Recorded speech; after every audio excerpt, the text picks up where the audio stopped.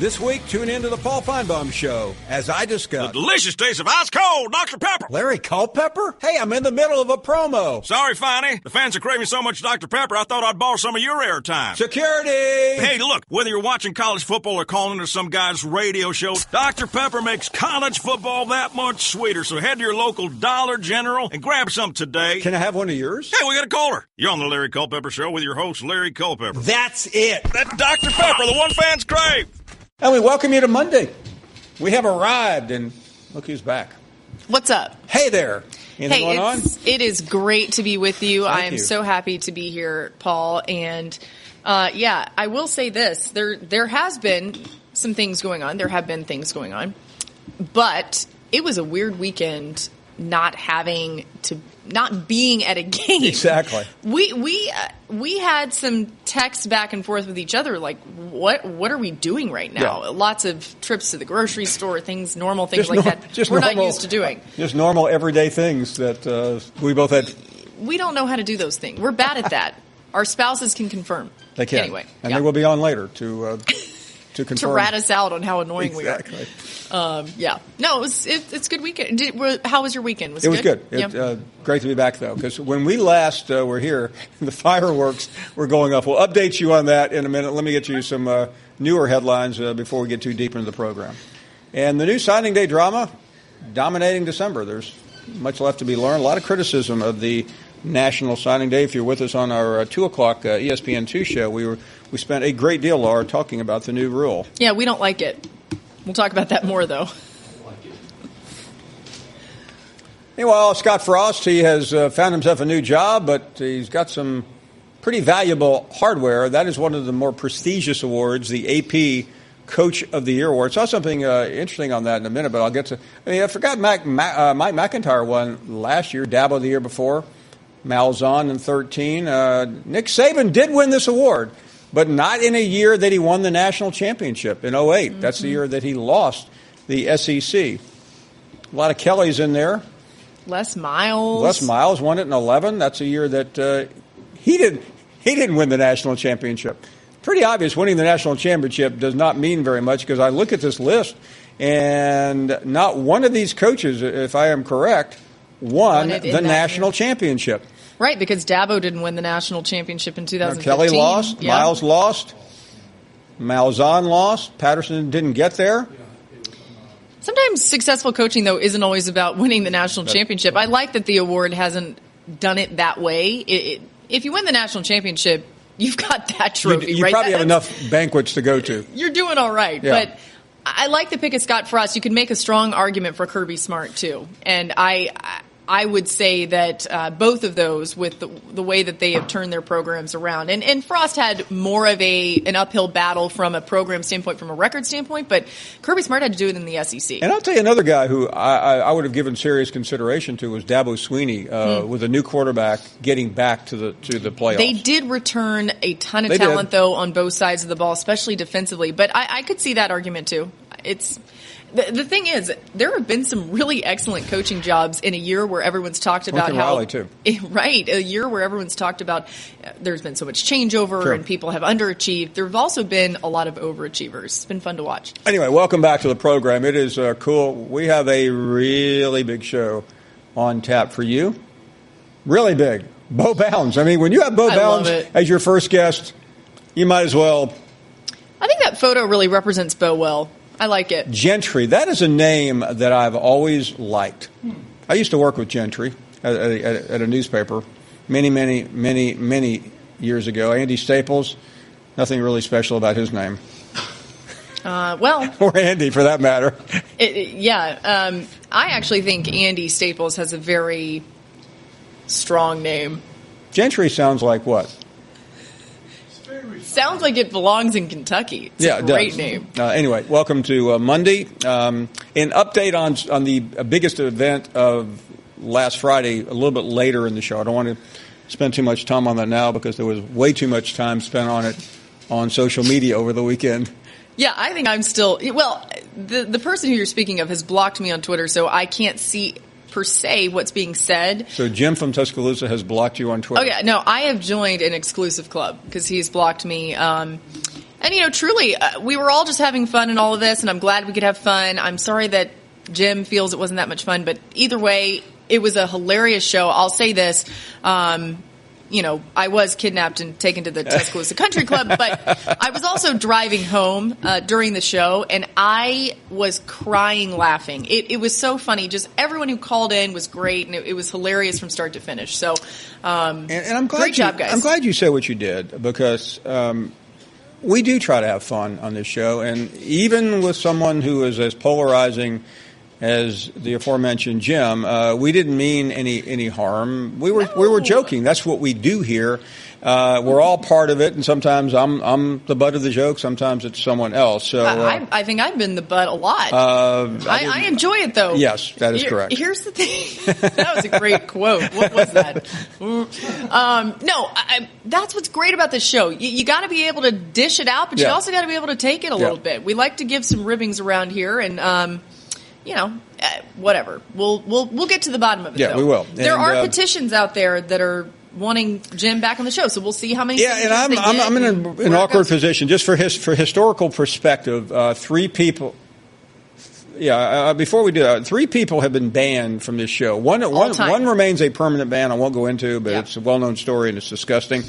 The other 2 were Phyllis and Tammy, and both bans were overturned by me. I do have that power.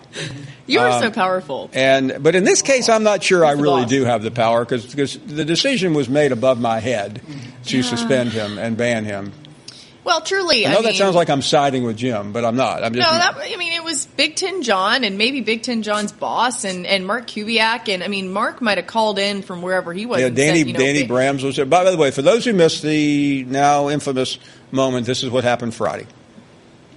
Jim, he ain't bad. The only thing I worry about him is any man that hides is either a very rich recluse or wanted on the FBI's top team. Yeah, so I guess the summation of that, or the deduction of that, is that Jim is definitely on the FBI's most wanted list.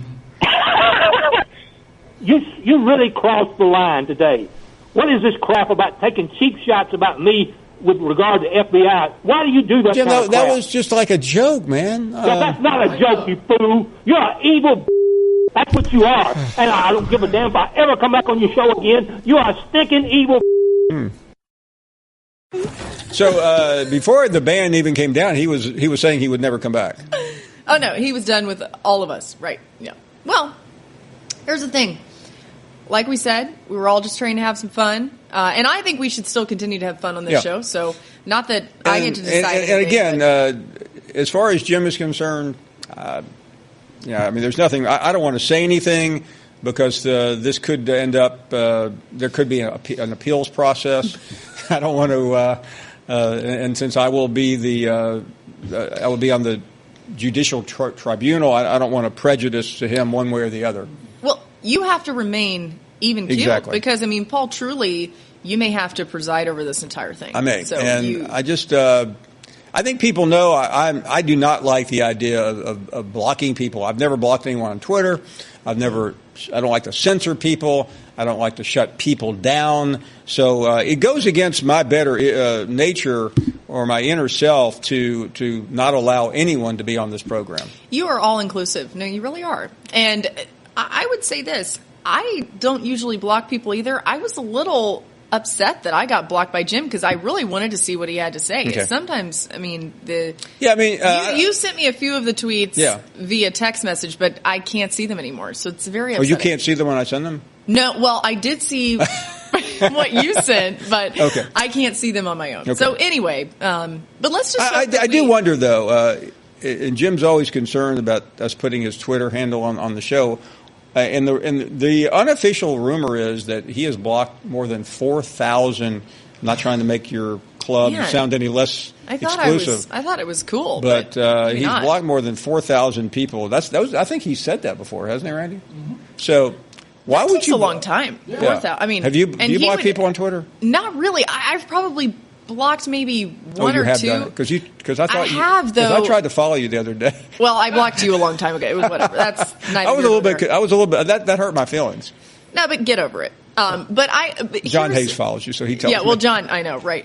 No, I've only blocked people who have been crude or really inappropriate. Jim, likes to be very critical, but a lot of times it's funny. His tweets, I will say, and his insults to me have been entertaining in many ways. So you're not going to be on the tribunal then, are you? No, and I guess I just took myself out. Maybe I'm no longer authorized to be on this jury, or truly, what we should do is we need to put together. Well, I said the other jury. day, I asked Jim because it's the Christmas season. We have our good friend the Archbishop coming on. I wonder if the Archbishop should make the call. I spoke with the Archbishop, Archbishop Marino, on Saturday morning, and I did tell him because he knows Jim. Right. Jim, the first time we had Archbishop Marino on the program, we always have him on around Christmas, Jim got into a debate with the Archbishop about the Bible. And he tried to tell the Archbishop, this is a guy who's... He could be the Pope. He worked outside the Pope's office for many, many years at the Vatican, and he's an expert, one of the leading experts in the world in canon law. This guy got credibility. He's okay. He's like one hair below the cardinal status. And Jim told him he was wrong about the Bible. There was some... Well, you know what? Then I think he needs to listen to Jim. Okay. John Hayes has informed me that you may be in Nassau this weekend or Friday. I'm leaving on Wednesday. But you may have to serve during the game. I'm sorry. That's okay. This is more important. Okay. This show is everything to me, so it's more important than the game. Let's grab a call here. Sparrow, Sparrow's one of my favorite people. I don't know if you've ever met Sparrow. I don't think I have. Sparrow, do you know? I want you to introduce you to Laura. Hey, Laura. How are you? I'm great. How are you? Sparrow and I became friends many years ago. Sparrow, we had this great. Sparrow used to take care of a close friend of mine who's blind. And Sparrow, do you still do this, Sparrow? You take the truck around, and she's a groomer. Yep. Oh, cool. I groom cats. I thought maybe you were going to mean that she groomed people. No. And I was going to ask her to come drop by here and groom us. We need all the help we can get. Laura. But, in this day and age, that's probably not the best thing to say. It's a very difficult time, yes. Right. So I wanted to tell Laura that you are a fantastic representative for women on ESPN. For a very male-dominated force there, you do an awesome job representing women who love sports. So thank you so much. Thank you for your work. The other thing I want to tell you guys is I sent a box out today with things for little four-legged creatures, dogs and cats, and I usually send something to Trooper for Christmas. Trooper is Paul's dog, everyone. If anyone didn't know that. How is Trooper, Paul? Trooper is doing well under the circumstances. He's had a very difficult life. I know it's hard to live with you and the good doctor, isn't it? We're doing great. Yeah, I told my dear wife would be lost without Trooper. Without me, she'd probably recover quite well, but without Trooper, not a chance. So I don't know if anybody in your room studio there has a cat, but I did put some cat stuff in there. So if there's anybody my goodness. Anyone have a cat? Randy, do you have a cat? Okay, Randy doesn't have a cat. Man. We do need kind of a pet, because cats will just hang out and never leave. I would let's get a studio pet. Yes. That'd be great, right, Sparrow? Studio cat. Yes. I would send you food and everything. I've always wanted to bring my dog in. Now, my boss, Stephanie Drulli, has loves dogs. The cutest dog in the world. Clumber Spaniels is what she has. Mr. Willoughby. And we need to, one day I'm going to have her bring Mr. Willoughby, and we'll bring our dog in. I have a miniature long-haired dachshund who is he's amazing. And Sparrow, if you know dachshunds, they're very headstrong. So he rules the world for being very small. But like that Coldplay song. They don't know how they're kind of like Damian Harris. They don't know that they're a little bit littler than some. Yeah, don't tell Damian Harris that. You're exactly right. So you should have named him Damien. That would have been awesome. I'm going to rename him. I think I'm going to rename him. Can you Damien. rename a dog? Well, they by the way, be a little confused, I had a next-door neighbor in Birmingham who, thanks, Barrow, really great to talk to you, had a next-door neighbor that got a dog, and he was such a malcontent, they gave him another name, and then they finally gave him away. Oh, I thought you were going to say that the new name changed him up. He had a couple of... he went through a couple of names. They thought maybe he was in an identity crisis. Yeah. If they changed the name, it would fix it. That's like when you wanted to change your name to Bartholomew. Remember that? I am going to change my name because I think right now it's my only path to success. Bartholomew Finebaum coming right up. We are going to come back. Much more of the show. Laura and a cast of 1, 2... Cats and dogs. Cats and dogs. Computer, execute 12.4p operation. Optimizing algorithm. Running encryption packet alpha. Night. Oh, I don't feel so good. What is it, computer? Is it hot in here? It feels hot in here? I feel a little clammy. I should lie down or something. A computer with a virus? Surprising. What's not surprising? How much you could save by switching to Geico. Those oysters Rockefeller were a mistake. Geico. 15 minutes could save you 15% or more. Glad you are back with us here on the program. We have a couple of guests to come, and we're delighted that you're spending this time with us during the holiday season. You'll be covering the Bahama Bowl this weekend. Actually, I keep saying this weekend. It's Friday. It's Friday, and UAB's in this game. UAB. And, there are people who are critical of bowls, Paul, and how many there are, and people say we're rewarding people for being average and whatever. I hate that because I love what it does for these student athletes, and especially these UAB guys who decided to stick around with this program to come back to make it work again, and their work and their efforts have been so greatly rewarded. And so I was actually just talking to their SID today, and he said they just couldn't be more excited to be at this bowl game. So I can't wait to see I'll give UAB credit for a program that was a startup 20-some-odd years ago. This is now the second bowl game. If my memory is correct, you may already know this, the only other bowl game they've been to is the Hawaii Bowl.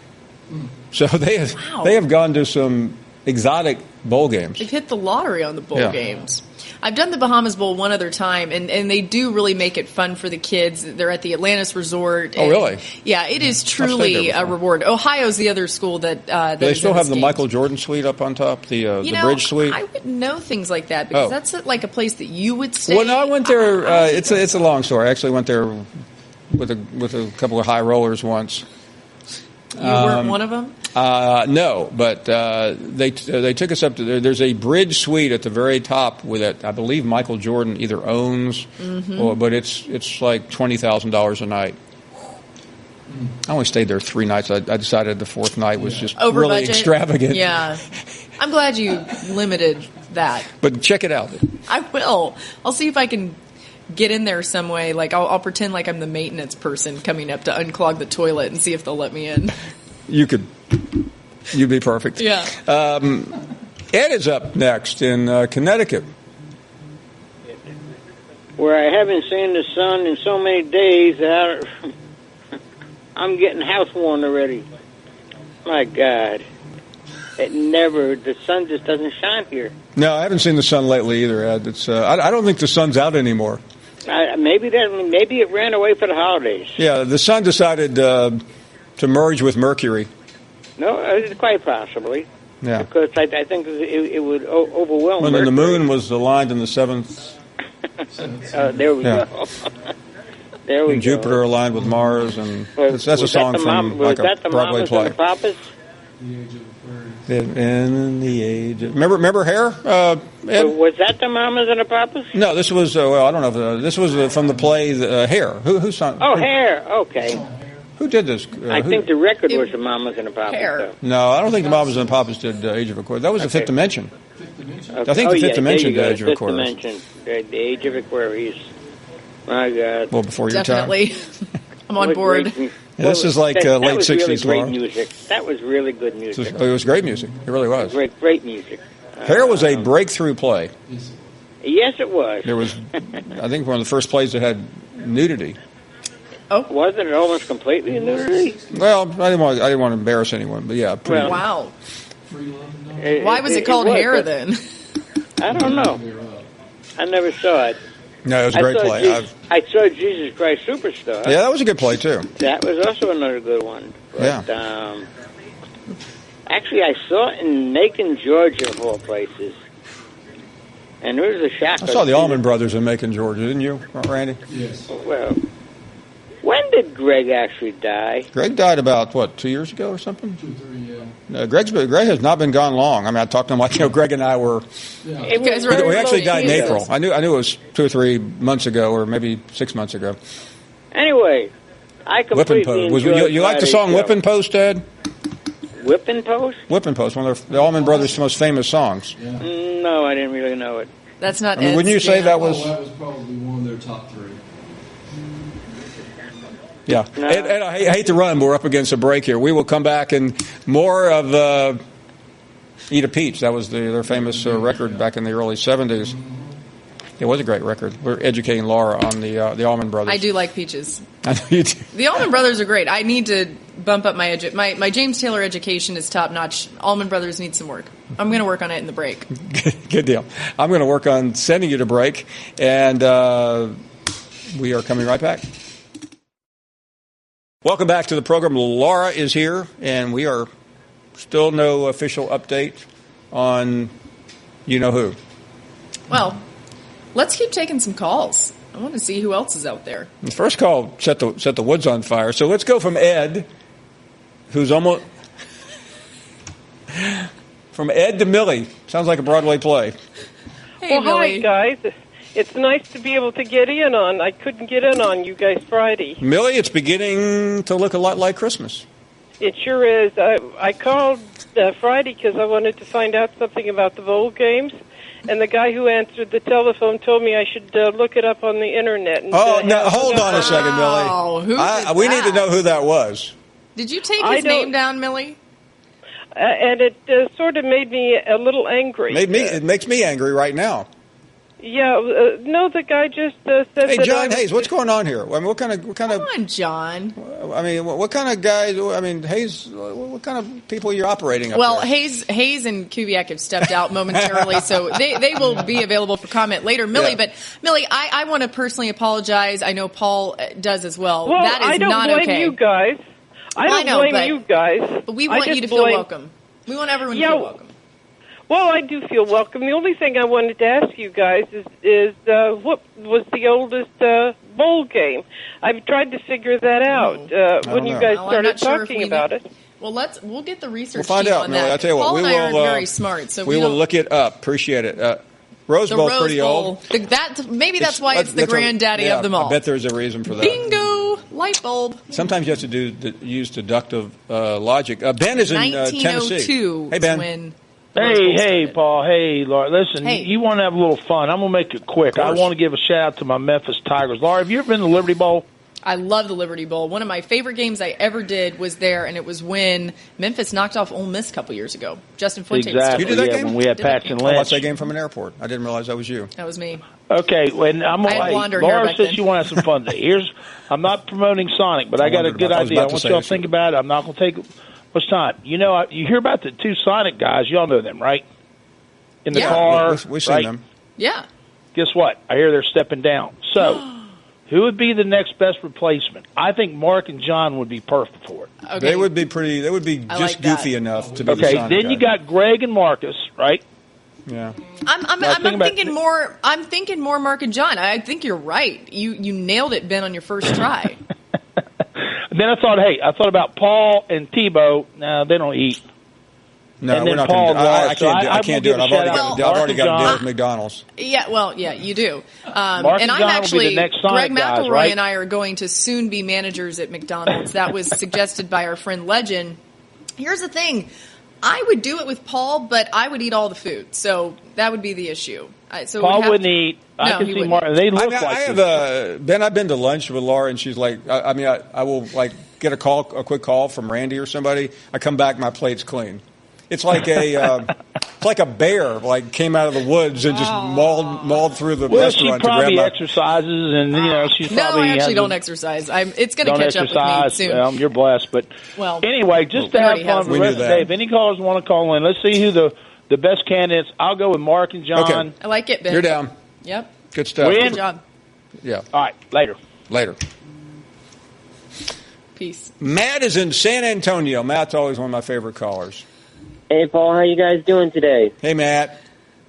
I was wanting to talk about A&M, but the first thing I want to talk about, I was wrong about the offensive coordinator, Paul. Yeah. It's not from Duke. He's from the Memphis Tigers. Daryl Dickey, yes. Yes, I was wrong about that one, Paul. Well, listen, Matt, we're always wrong about things. Yeah, and I wanted to ask Laura some questions. Go ahead. What's up? Let's go, Matt. What do you think about the fact I heard some interesting news out of College Station that a commitment named Joseph Osai said that if the defensive coordinator doesn't keep, like, Chavis was supposed to stay there and Jimbo was going to keep him, but now he's not. One of the commitments said he doesn't want to play for Jimbo if he doesn't keep the defensive person on staff that was living on Kevin Sumlin's staff, that he might go to Texas. Yeah, no, Matt, I think we're going to see a lot of that happening, and I think it's one of the reasons why I'm against the early signing period, because it's forcing these kids into snapshot decisions. Now, maybe this young man can wait until February to sign, which certainly a lot of players can do, but I think we're going to see a lot of that. And, you would advise the kid, hey, you commit to the school and not the coaches, but it's hard to say that and really believe it if you're trying to put yourself in that kid's shoes. Squirrel is up next. Hey, buenos dias. Thanks for taking my call. Hey, Squirrel. How you doing, Laura? Muy bien. Great. I was not able to call in last week. I was on a deer stand, so I had to be quiet. But I sure did enjoy. I could listen, and I really enjoyed the show Friday. And y'all were a little rough on Jim DiCaprio, weren't you? I am really going to have to refrain from commenting on that due to pending litigation. Due to pending litigation. I thought you said doo-doo for a second. I did. Okay. Only you would think of that, though. Yeah, Squirrel, the FBI reference. Mm-hmm. You're right. What were you saying, Laura? No, I was agreeing with you that the FBI reference is really what put him over the edge. And, I mean, Paul was joking. Sometimes people can't take jokes. I mean, wasn't it pretty obvious that I was joking about it? I mean, would anyone seriously think Jim would be on the FBI's most wanted list? A guy that calls on the show every day? He may be one of these guys who think there's black helicopters out there, which they are actually out there. I saw one parked at the Kansas City airport one time, and I walked towards it, and everybody said, "No, don't go near that helicopter. You'll get arrested." But that's a true story. But no, I thought you guys were a little rough on him. And actually, I want to first volunteer for the jury. Okay. Second, I want to match Laura's bid or quote or whatever she said she would contribute. Yeah, for the mental health. Well, yeah, I felt badly about that because that insinuated that he had personality disorders. Well, we know he does have personality disorders, Paul. I mean, what do you mean insinuated? There is no evidence of that, though, Squirrel. I mean, no conclusive evidence. And here's Laura, here's something Paul did to me Hey, Laura, you want to know something Paul did to me last week? I do. Boy? Yeah, Jim was on here, and I wanted to have a discussion with Jim, so I called in and asked the guys if they could put me on with Jim, and Paul wouldn't put me on. You know why he said he wouldn't put me on? Why? He said because of the holidays. Oh, because he is really trying to be very hunky-dory over here. And that's why when you were mentioning his dog Trooper, you forgot his other dog, his lab dog, Jim from Tuscaloosa.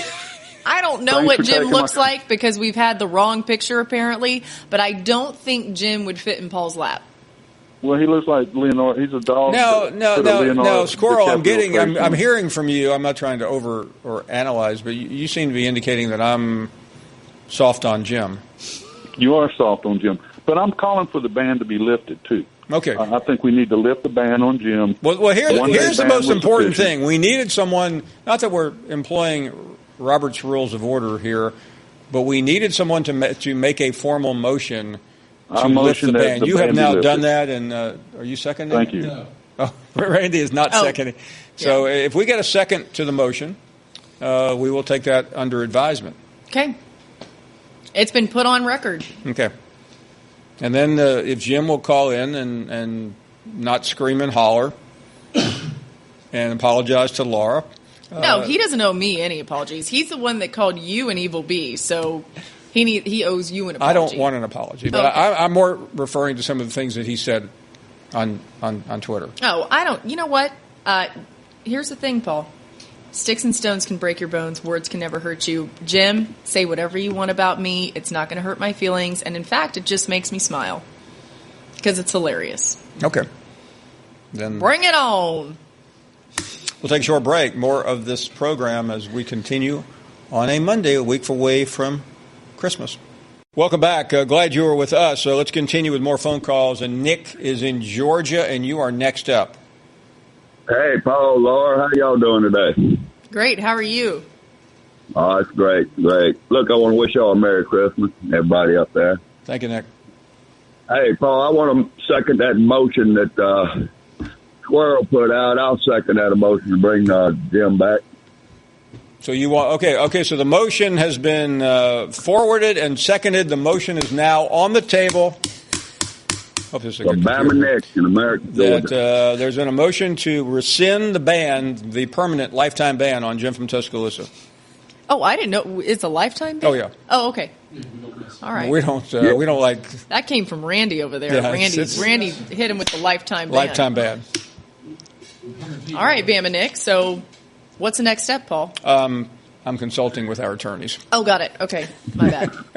we didn't think we'd get to people to want Jim back, so we weren't. In full disclosure, we weren't prepared for this. Yeah. Randy and I talked before the show. I said, "Do you think anybody would?" And he said, "Not a snowball's chance." And so we are waiting for the legal team, which, by the way, is a little busy today. Yep. Can we get somebody from the legal team on line one? No.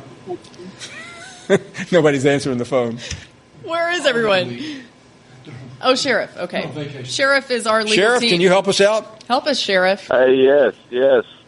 I'm in line. Bring Jim back, man. He brings, at least he brings more humor to the show. Wait, we're not funny enough without him? I mean, Vox come on. Populi is crying for Jim to come back. Laura, you bring the brains and the prettiness to the show. Okay, so Laura brings the brains and I bring the prettiness, huh?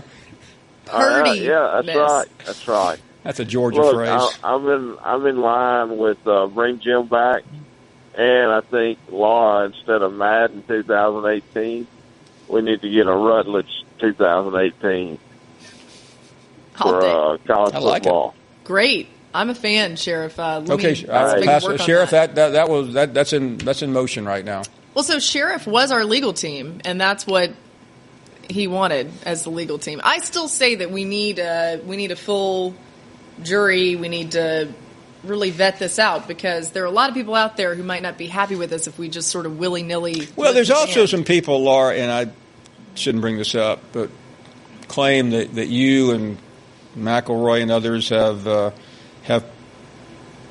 polluted the jury pool.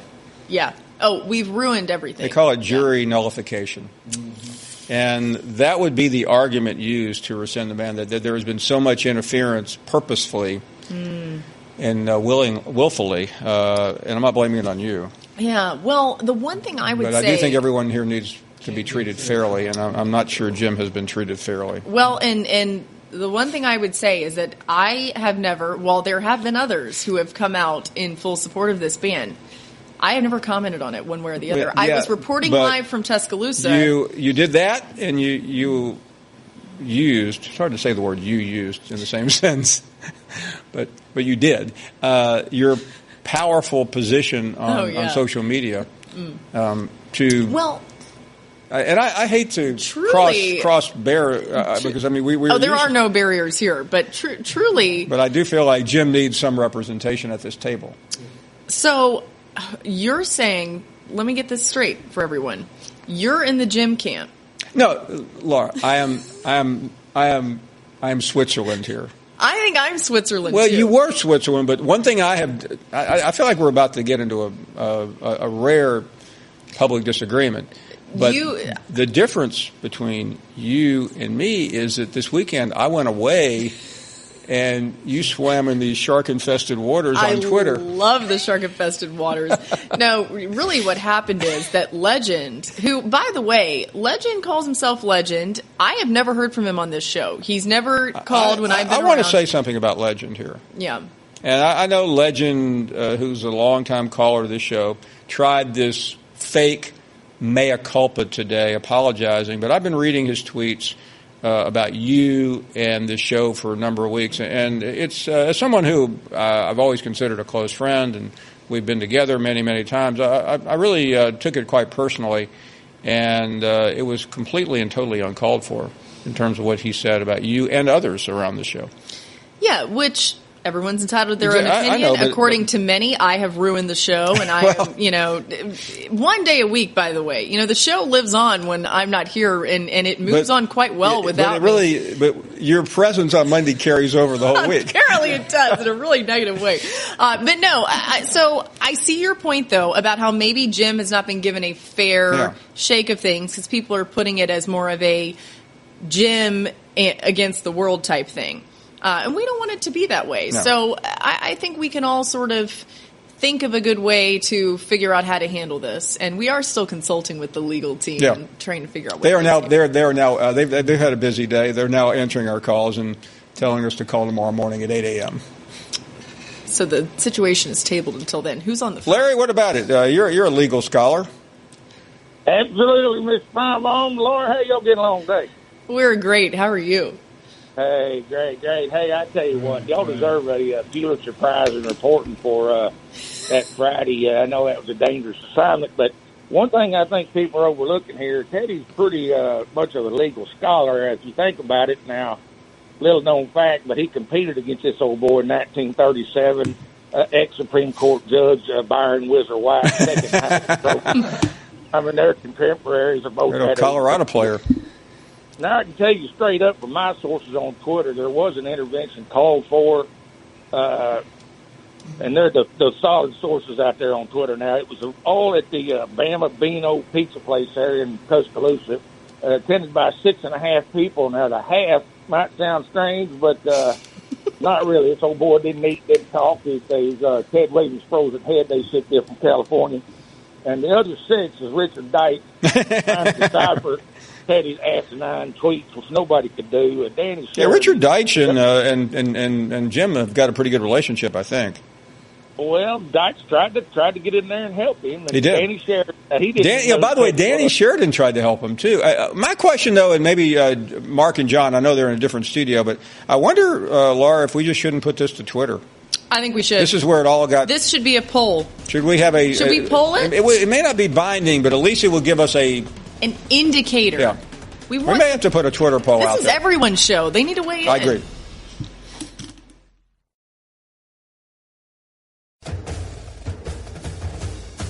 Are you ready to go head-to-head with me? Well, good luck, because ready won't cut it. Be the readiest and give me your best shot at the Finebaum Face-Off at an SEC game near you. And before you step up, start your day with a free hearty breakfast at Holiday Inn Express. They're a proud sponsor of SEC football, and they look forward to helping you be the readiest. Holiday Inn Express, be the readiest. This week, tune in to the Paul Finebaum Show as I discuss the delicious taste of ice cold Dr. Pepper. Larry Culpepper? Hey, I'm in the middle of a promo. Sorry, Finey. The fans are craving so much Dr. Pepper, I thought I'd borrow some of your airtime. Security! Hey, look, whether you're watching college football or calling into some guy's radio show, Dr. Pepper makes college football that much sweeter. So head to your local Dollar General and grab some today. Can I have one of yours? Hey, we got a caller. You're on the Larry Culpepper Show with your host, Larry Culpepper. That's it. That's Dr. Pepper, the one fans crave. We welcome you to the second hour. The poll is live. Should the ban be lifted right now? Laura? Last check. Well, let's see. I voted. I won't reveal you did vote. Which way, but it was – I'm not revealing which way I voted. Because I'm supposed to be – I got to be impartial here, right? I don't know if you're – All right, fine. I'll reveal it. For the sake of the show. No, we're not going to let you reveal it. Oh, well, you just wanted me to reveal it. No. For the sake of the show, I voted – that the ban should be lifted. Oh, okay. And I will stand by that. I've always thought you were a smart person. I'm not going to cast. You're my not going to vote. Well, it's your vote. It's your poll. I will ultimately sit in judgment, but I will say the early indicators that's a positive even. number for Jim. It's pretty even. It was like 45-55 last I checked. We got about 300 votes. So we'll keep you updated, but in the meantime, we'll talk to everybody else. Okay. You know? I'm happy. I'm trying not to let Christmas affect. You are feeling really jolly these days. I've noticed a change in you. I think it's because you ate a lot of fruitcake. Yeah, it's a holly jolly Christmas. I don't know. I just get into the Christmas, don't you? Yeah, well, my thing, I mean, whether it's Christmas or not, what makes this show great, and hey, I know all those of you out there who've been around longer than me around this show, I get it, I don't know anything. But the one thing I know is that this show is excellent because it's a family. And yes, we talk sports, and yes, we spend time on all of the important things, but it's a family atmosphere. And there are times at Christmas or anytime where you have issues with your family, and you gotta work through them. So maybe that's where we are. It's like Festivus. Okay, exactly. Let's grab some more calls. Elliot in Columbia, Missouri. Hi, Mr. Finebaum. Hi, Mrs. Rutledge. Hey there, Elliot. Okay, so I'm here. Hey, how about the way? Didn't we meet you together in Missouri? I remember it. So you guys know me, but for the people who don't know me, which is most of the people listening to this call, right. I'm 15 years old, and I want to talk about Jim being banned. Okay. So, a few days ago, I tweeted at Jim, Mr. Finebaum, and I said to Mr. Finebaum that if he bans Jim from the show, he should unfollow Jim too. And shortly after, he blocked me, and I'm a 15-year-old. So the funny thing is, I think he actually visited my page and saw I was 15 and still blocked me. So, Elliot, you're 15 years old. You live in Columbia, Missouri. And Jim blocked you on Twitter? Yes, he did. It's rather disturbing evidence here against Jim. Elliot, I'd like to be the first to officially welcome you to the Blocked Club. We're glad to have you. We're going to have a party later on Elliot, this year. Probably a more serious question I have to ask you is this. Why would you, as a 15-year-old Missourian, be following Jim from Tuscaloosa? I wasn't following him. He went following. Yeah. So explain this to me, because how do you find out you are blocked by someone? Oh, you get like a notification. Is that after you've already followed them, or yeah? So if you're following me, and I decide to, you'll get a dare block me. I'm on to you. No, Elliot, you go to their page, right? And that's how you see that you were blocked? Okay. Well, yeah, I was trying to comment on something, and I saw that he blocked me. So. He blocked you before you even tried to follow him? No, he was trying to comment. Oh. Preemptive block. Elliot, he knew you were trouble. See, I have talked to Jim before about blocking people. I don't think it's a good idea. Yeah. So, I mean, someone's harassing you, yeah. Totally. But no one ever harasses you. We were all just trying to have a little bit of fun. I am never criticized on Twitter. Most people say very nice things about me. Yeah, me too. Everyone loves me. Oh. No. Whew. Legend. Okay. Anyway. So I have a few words for Jim. Yeah, go ahead. I know he's watching because he's always watching the show. Oh, sure. So what else is there to watch at this time of the day? Yeah, so things change. The game of basketball changed. Now people shoot more threes. Hockey has changed. They've had rule changes. The game of football has even changed, especially college football with the playoffs and everything that's changed. Right. So everything changes, everything evolves, but it doesn't mean that these sports are awful now. It just means that they've evolved. And sometimes that's for the better. And this applies to the Finebaum show, too. And I believe that this show has changed for the better. So let me ask you this, Elliot. What would your recommendation be? You're a 15-year-old, young from the younger part of our listening and viewing audience. Would you be in favor of letting him come back or just let him rot on the vine? Well, here's the thing. I think I've heard him be kind over the years. So I think if he apologizes, but the thing is, yeah. Well, let me try to relate to you, even though there's a couple of years of in age difference. When I was brought up, and I bet Laura had the same thing.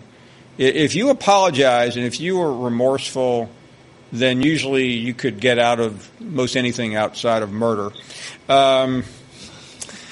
So Is that where we're going here, Elliot? I mean, here's the thing. I really look up to you, Mr. Finebaum. You're my hero, and you truly inspire me. And whenever Jim is calling you these names, it kind of it bothers me, and it gets personal. And kind of. Have you seen what he's had to say about Mrs. Rutledge? Can't believe I'm using that. I look up to her too. But I mean, I think he has been harsher on Mrs. Rutledge than even me. Yeah, because I mean, I'm really. No, I mean, Elliot, thank you very much for the call. Thank you, Elliot. I mean, I appreciate like that. That means a lot. But I'm part of the. I'm a piñata. That's part of my job here. But you're here in a different role. You're not here to be. What do you call it when you get when you get whacked? Only after an on-air apology. Also should be on a short leash after that. I mean, like literally on a leash. We would never be able to tie him down. Jim is a man of his own. Don't mess with Mrs. Rutledge. Here's the thing, though. Me and Mrs. Rutledge. Paul, me and Mrs. Jones. I know that was a wrong tune. I have a hard time remembering tunes, but anywho. You were pretty close. You know, the one Same thing place, is, I am cafe. Exactly.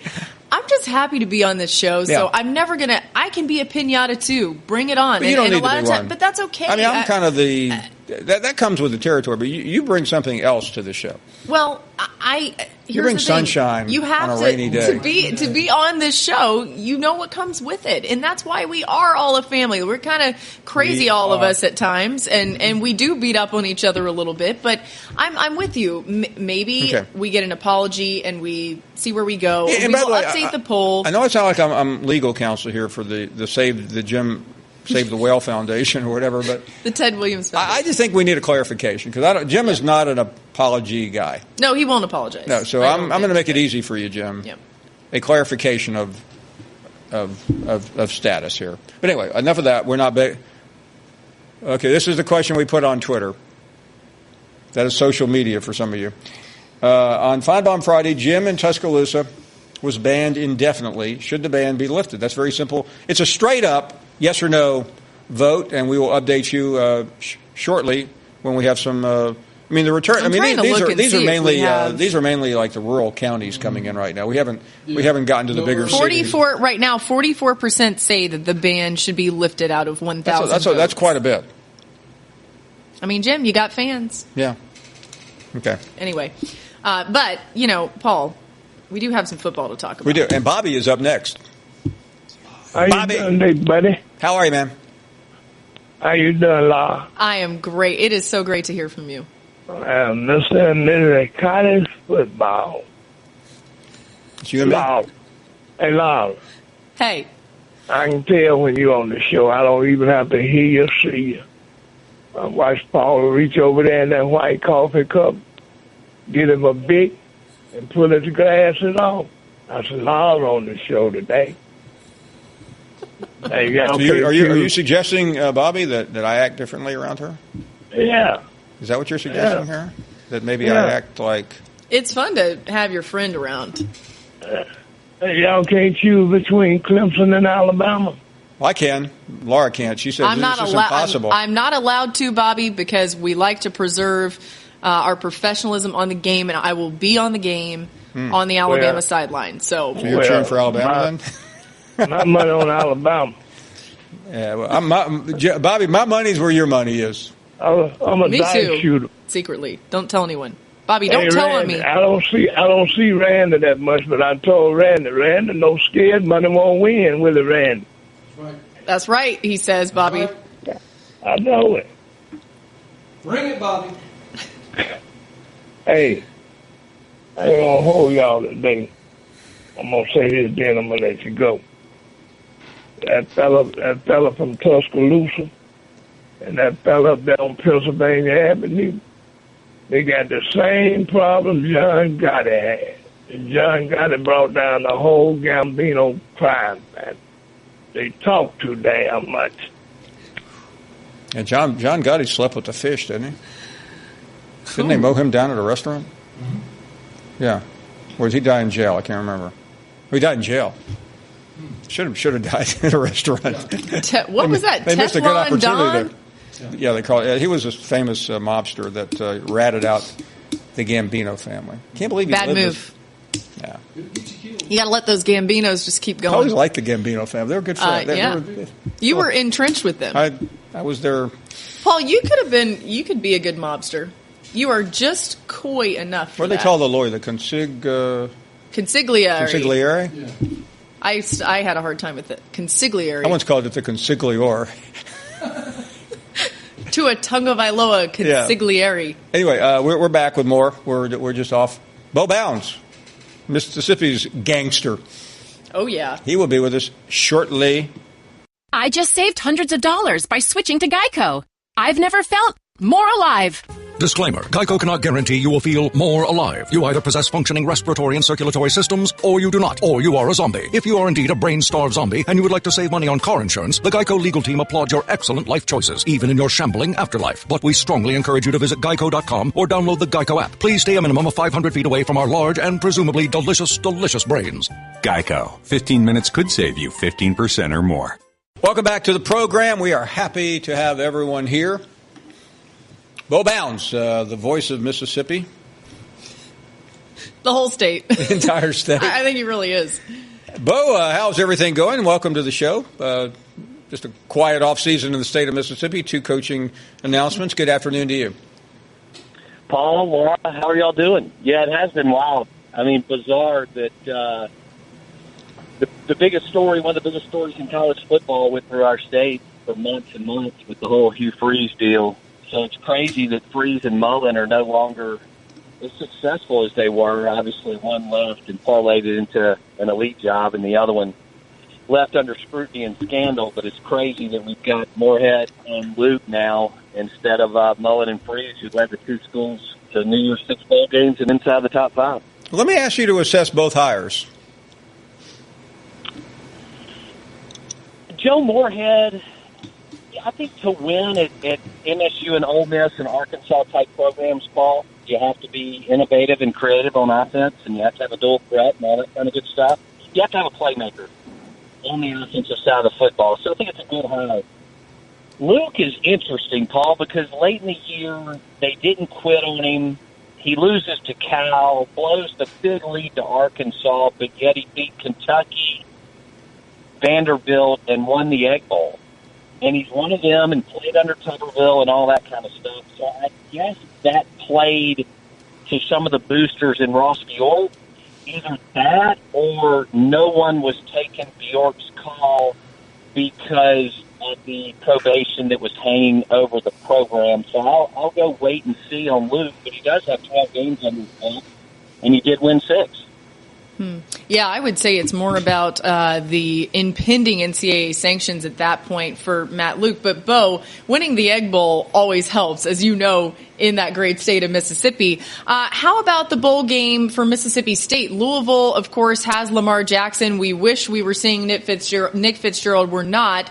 But what's your take on this game? Laura, I think it's going to be a train wreck. You've got an interim running backs coach, and Greg Knox is a nice guy, who coached at Ole Miss and Auburn and Mississippi State as the interim head coach, going against one of the best offensive guys in the country, if not the best, and one of the best X's and O's guys in Petrino. And you mentioned Lamar Jackson. So I don't see, and they're playing a freshman QB at MSU, so I don't see how in the world they stay on the field with Louisville. They have more talent than Louisville, but Louisville has a better head coach and a better quarterback in the game. I mean, a much better head coach and a much better quarterback in the game. So I think this could get away from them down in Jacksonville, and it could get away from them early. Their only shot is to run the football all day long and keep Jackson off the field. Chatting with Bo Bounds here about the state of Mississippi. Bo, let me switch to Ole Miss. First of all, we haven't spoken to you since the sanctions came down. I'm curious where you think it landed, and also not only how you think Matt Luke will do, but do you think Hugh Freeze will find a job anytime soon? Well, that's a great question. I think the sanctions were the bowl ban. Another year of the bowl ban was devastating for recruiting and losing Shea Patterson. Van Jefferson, Deontay Anderson type players, Paul. But and I think that, but scholarship-wise, they survived. I mean, I think a lot of people thought it could get into 20, 22, 25 Scallies, and it didn't. So Luke will be able to bounce back from that. The only problem is next year's bowl game. They're appealing, but those usually don't work out. Ole Miss is a fascinating deal because they went through all these big-time players, Paul, and they sent some players to the NFL, and last year's recruiting class was not good, and right now they're ranked 62nd in the country last. I don't think Ole Miss has ever come close to finishing last in the SEC since we've been keeping up with this since the 2000s. So you can't win unless you're in the top 30. We all know that, right? And then you've got Bama and Georgia. Well, they're all in the top 10. But you can't compete unless your composite recruiting classes are in the top 30 or top 25. So I think that's a devastating blow for Ole Miss, depending on how far they can move up. But I don't think it's much further. Yeah, Bo, it's fascinating because when I was covering recruiting, we saw sort of a shift toward Ole Miss in having their edge. And, okay, say what you want about why that was, but it happened. Now, what do you see the shift going maybe toward Mississippi State, and how does that factor in just the dynamics within the state for the prospects that are there in the state of Mississippi that can choose between one of these two schools? Well, yeah, Laura, MSU is taking advantage of last year's recruiting class in 2017 and this year's. With National Signing Day Wednesday, they're going to sign the bulk of the top 15 players. Now, 2019, Ole Miss has landed some commits, but this will be two recruiting classes in a row, one that finished outside the top 35 last year. This one may finish outside the 50. It is going to be, a pretty big blow for Ole Miss as far as the trenches and so on. So Matt Luke, starting next year, when he gets to kind of reset, he is going to have to get after it. But this state is loaded for 2019. Saban will be in here. Ogeron will be in here. Malzahn, Jimbo, Taggart, everybody will be in here because this class for next year, the 2019, is loaded with national guys where Bama and FSU, Georgia and A&M will be fighting the Dogs and the Rebels for several players in this state. Finally, Bo, on the subject of Ole Miss and Matt Luke, I'm wondering what you think, or do you think he would have gotten the job had Ole Miss? Okay, pick it up and tell us who would have gotten it. Well, if Ole Miss, look, they've got plenty of money. Everybody in the league has money. So Matt Luke was not going. I mean, Matt wasn't even an offensive coordinator. I mean, 20 years spent as an offensive line coach, and there's nothing wrong with that. But Hugh Freeze fired Dan Warner last year and had a chance to promote Matt Luke and didn't. He went out and hired a guy that we had never heard of in Phil Longo. So without the probation and the NCAA investigation, Matt Luke doesn't get the job because Ole Miss has $3.5 to $4.5 million plus to spend on going and get another coach, whether it's a G5 or a big time P5 coordinator. So no, Matt doesn't get the job. It'll be interesting to see if he can make it. Probably not, but he'll get a couple of years to try to make this work. The problem, Paul, is last year's signing class and this year's signing class may not help him stay in that 6 to 8 wins per year space that you need to at programs like this. Great stuff. Listen, Bo, appreciate your time as always. Have a great holiday, and we will see you very soon. Thanks, Bo. Thanks, Paul. Take care. Thanks, Bo Bounds. I just sent Bo a new phone for Christmas as well. Yeah, it's funny, though, because the amount of times where you can think that your phone has great reception and then you call into this show and something happens. Yeah, I don't know. And I've talked to you. No matter where, if you're not in the right spot, it doesn't matter whether you have a phone that you got in the Sports Illustrated subscription like mine or yours. Yeah, I was calling from the Tuscaloosa Country Club the other day, and I thought it would come through pretty clearly, and it didn't sound great, I don't think. It didn't sound great, but there wasn't a lot of other cell phone activity from the Country Club, so it had a crisp sound. got to cut through. Hey, Bo brought up a really good point about Matt Luke, and I think we all know, and this is not meant to take anything away from Matt Luke because he's taken on a tough job there, and it may be his dream job at his dream school, but it came with some issues, to say the least. But Hugh Freeze, who, say what you want about him off the field, is an exceptional coach, and I think made some great hires during his time there. He had an opportunity to promote Matt Luke within and went out and got Phil Longo, who was able to do pretty well with what he had, considering that Shea Patterson went down early in the season. But, man, I mean, you saw what that offense looked like in the Egg Bowl. It had a lot to do with Nick we talked about it earlier on another show in the situation with Cristobal at Oregon. And this was a strange hire. I understand it. I think Ross Bjork had a pretty clear window into the future that he was going to get slammed. Mm-hmm. And if they had waited till the sanctions and then searched the country and ended up with someone who nobody had ever heard of, it would have been a worse look. I'll say this. I don't know how many options they had, but you had to win the Egg Bowl, too. So they really lucked out that Matt Luke won the Egg Bowl. That's a very difficult sell to make to this proud Ole Miss fan base if you hadn't won the Egg Bowl. It felt, I did that game, it felt on the field like that meant even more than a normal Egg Bowl would mean, and there are reasons why you could point to that. I think even more from the administration standpoint, that was a big help. Yeah, I mean, had they lost the game, I think their best option then would have been the Les Miles type of route. I'm not saying specifically him, but someone who is out of coaching and, okay, I'm going to get my head handed to me, but it's still better than sitting at home and watching the Finebaum show every afternoon.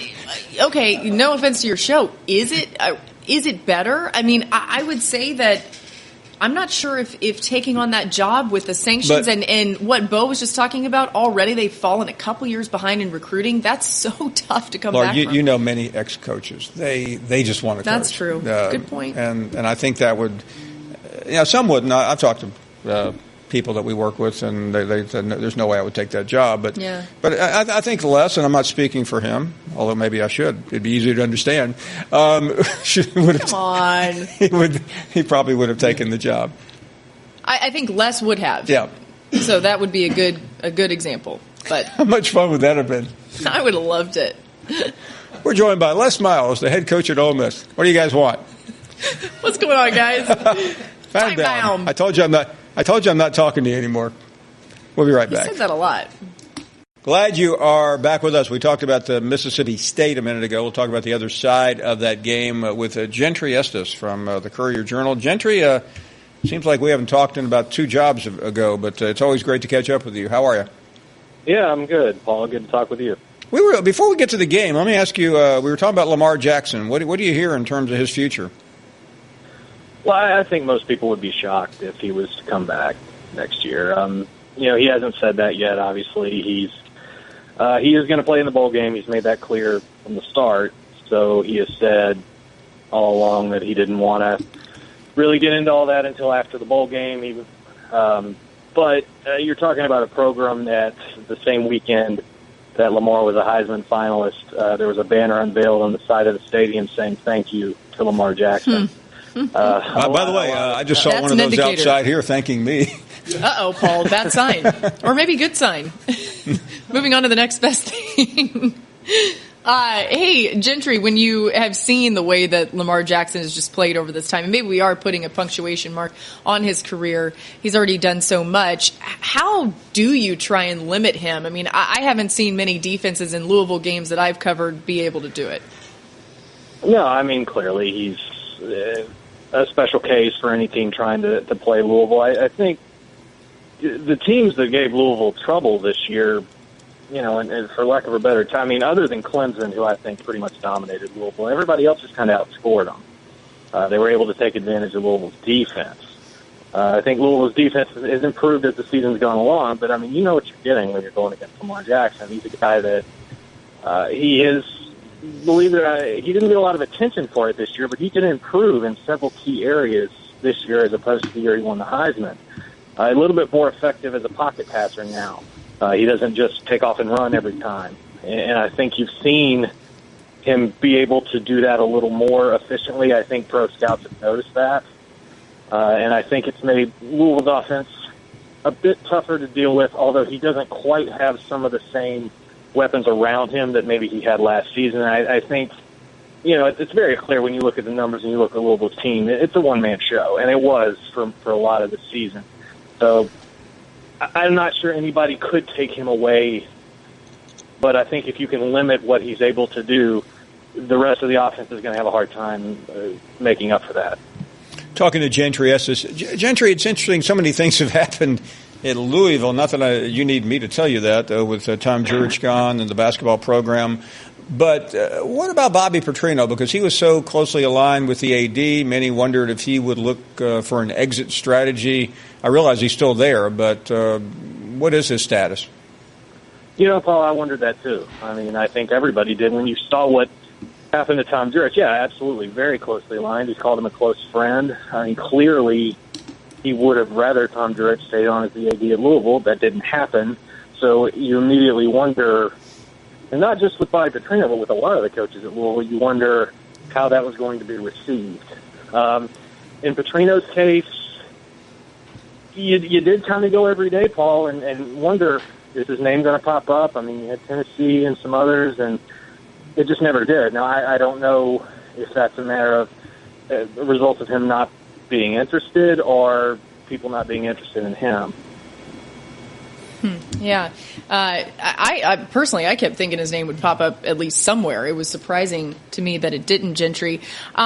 We've been talking a lot about early signing period. I'm wondering from your perspective and just in preparation for this bowl, if you've heard any of the Louisville coaches commenting on it and what they've said about it. It's interesting about this bowl game. We were robbed of what would have been a fantastic matchup had Todd Grantham still been the defensive coordinator at Mississippi State. Instead, Dan Mullen goes to Florida. He goes with him to Florida.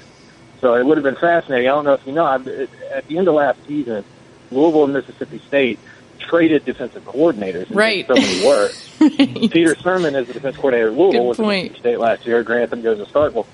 Now he goes to Florida, so you knew that on the front end with this bowl matchup, and that took away what would have been a really nice storyline. I think as it is now, the storyline would probably, at least from Louisville's perspective, center around Lamar Jackson. I think most people would concede this is probably going to be his last game at Louisville. And honestly, I have a hard time seeing them losing it just because of Lamar Jackson. I think that's going to mean a lot to people up here. I am curious, off the bowl game, but life after Pitino. I know the Kentucky game's coming up in a couple of days, about a week and a half, 2 weeks. What is the mood around that program right now? Well, they've played okay so far. You're talking about a team that has hovered in the top 25, dropped out a little recently, got a significant win over Indiana about a week ago, and they have David Padgett as the interim coach, younger coach. He was an assistant on Pitino's staff. He's continued a lot of what Pitino was doing there. He hired Trent Johnson also, Paul, who is the former coach at LSU. Oh, yeah.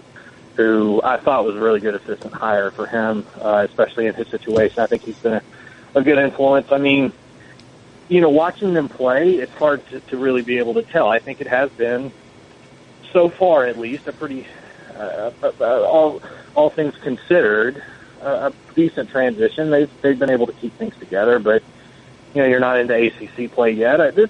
There's still a lot of talent there, though. I think that's a tournament team.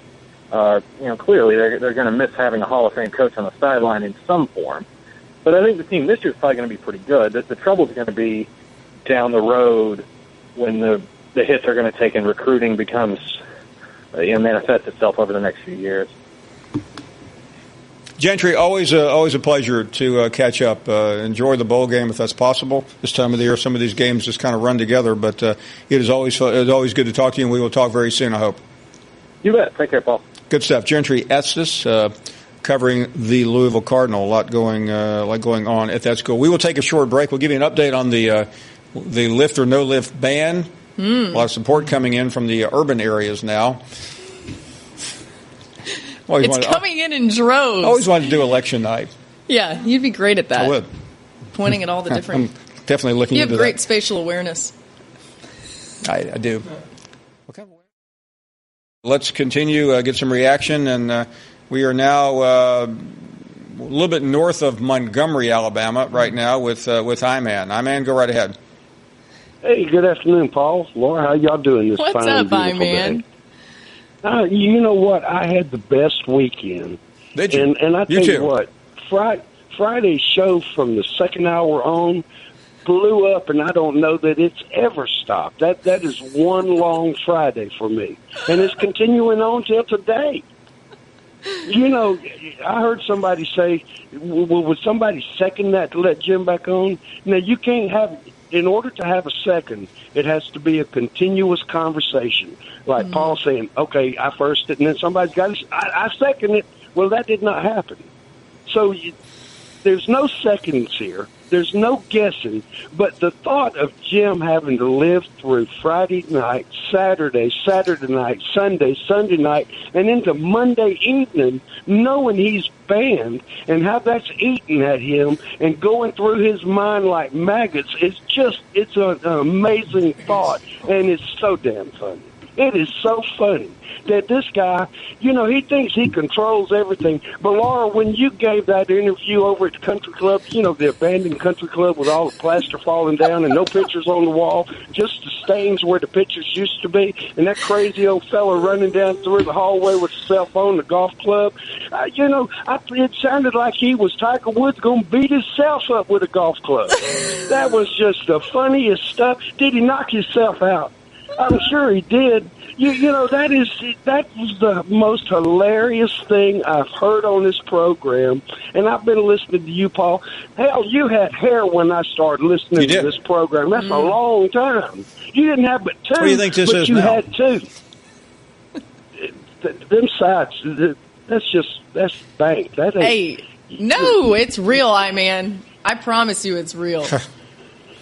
Oh, so he got one of them things off TV, what, at 3 o'clock in the morning? I finally broke down about 3 o'clock in the morning on TBS. I bought one of those things. And you got 2 free and shipping. That's all you did. You paid shipping. I paid shipping. I got the Christmas discount.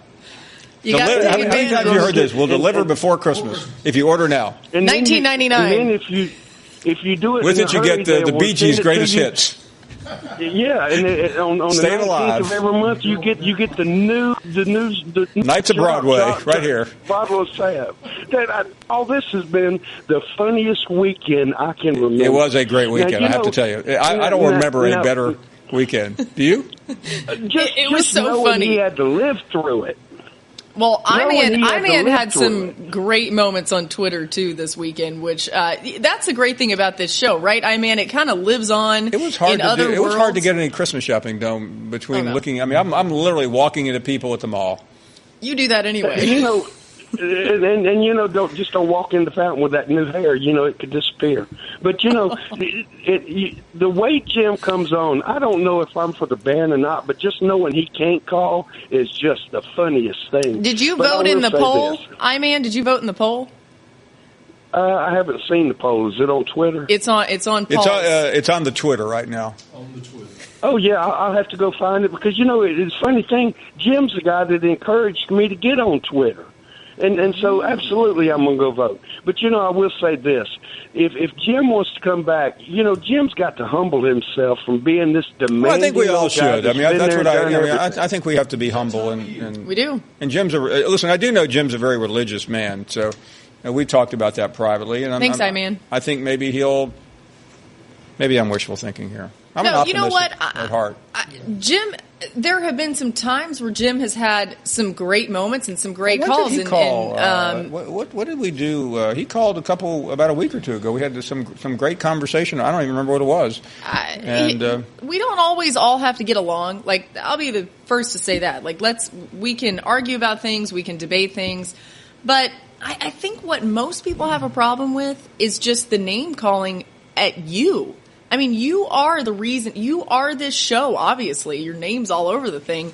You are this. I was about to say that this is really not about... wait, but... where is it? You got to go the other way. No. There you go. Yep. It's not about me. It's all about you, and you can't call the host an evil bee. You just can't. Can't call the what? You can't call the host, the host. an evil bee. Did you think I called you a bad name? I did. I would never. It was pretty funny. Linda is next. Yes. Preach it, sister, girlfriend. Yeah, girl. Girlfriend. I heard you talking for about a minute before Paul said my name. Oh, goodness. Your name was at the tip of my tongue. I just haven't said that name in a couple of hours. Hey, I just wanted to say, you share a name with his wife. Did you know that, Linda? Yes, I knew his wife was. That's always it's always a good move if you're going to have friends that are women. As long if they're the same name as your wife, you never can't get in trouble. True. That's right. But first of all, I want to say Merry Blessed Christmas to everyone there at the SEC Network and all across the board at ESPN. So I got that out of the way. You too. So, anyway, you look lovely today. I love your threads, Laura. You haven't been the same since you stopped wearing that shower curtain, though. I need to bring that back. I saw that thing in it was a couch, remember? Yeah, right. I saw it in my closet, and I was tempted to break it out, but I got to save it for a rainy day when we need something entertaining. Today, I went with a Victorian look.